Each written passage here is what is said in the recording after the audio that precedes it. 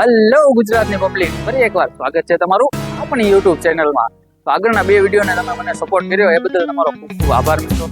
આજે આપણે જઈ રહ્યા છીએ ભાવનગરની અંદર આવેલું ઝાંઝરિયા હનુમાન મંદિર, જે લોકવાયકા મુજબ 800 વર્ષ જૂનું છે। તો આજના વિડીયોમાં તમને હું દેખાડીશ ઝાંઝરિયા હનુમાન।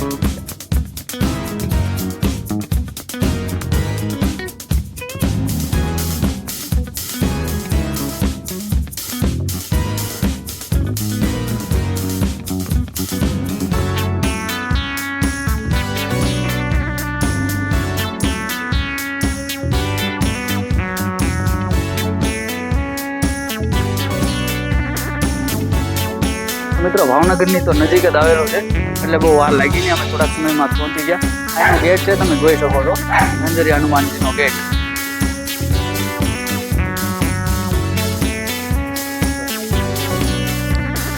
અત્યારે તો અમને બપોર વચ્ચે આવ્યા છે, એટલે ટ્રાફિક બાફિક તો છે નહીં છે જઈ। બાકી તમે અહીંયા મિત્રો શનિવારે તો મંગળવારે આવો, બહુ ટ્રાફિક હોય છે। જગ્યા તમે જોઈ શકો છો, ખાલી શાંત જગ્યા છે, બહુ વિશાળ।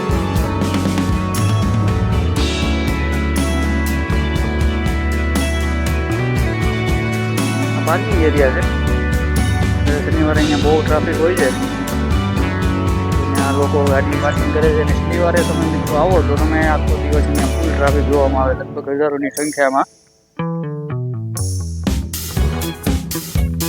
અત્યારે મિત્રો મંદિર તો બંધ છે, જઈએ તો છીએ હવે।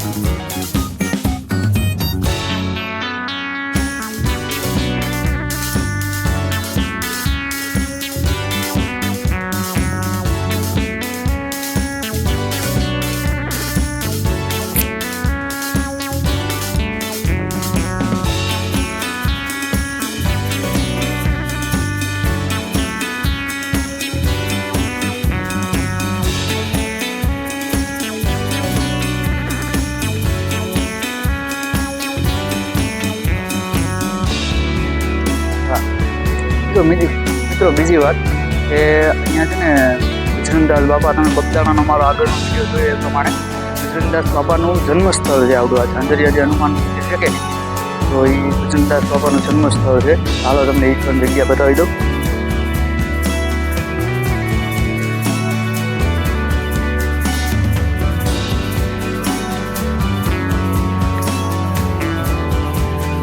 અત્યારે તો આ જગ્યા બંધ છે, પણ આ જગ્યા એ છે જ્યાં બજરંગદાસ બાપાનો જન્મ થયો હતો મિત્રો।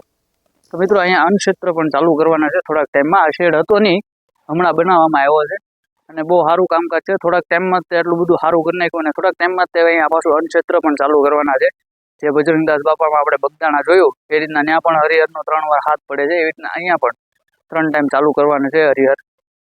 તો મિત્રો ફાઇનલી મેં તમને આખું દેખાડ્યું, એમાં ઝાંઝરિયા હનુમાન મંદિર છે અને ડિટેલ સહિત બતાવ્યું।